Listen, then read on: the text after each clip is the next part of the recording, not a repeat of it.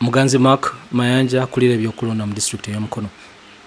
Tubadde tutambuziza campaigns affe for local government ne parliamentary campaigns nga zatandika nga 10 of November 2025 nga zigenda kutambulira ddala paka nga 13 January 2026. Campaigns abadde zitambudde bulungi nga tetuyinaawo cases eza violence oba ba candidates okufuna issues eyo nga banonya akalulu kaabwe.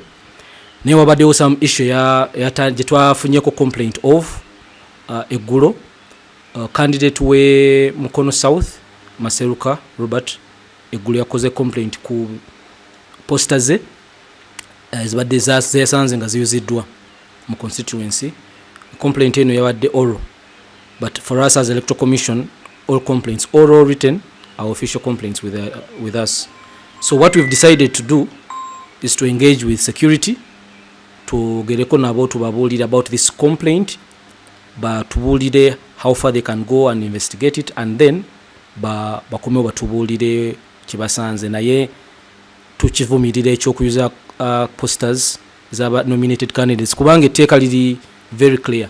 Etteeka ligamba nti omuntu yenna gwe banasanga nga ayuziza posters oba defacing billboards or any poster ya candidate abadde nominated, etteeka ligamba nti ajja kuweebwa fine etasuuka currency points 24 oba okumusiba ebbanga etijja obutasuuka omwaka mulamba or both.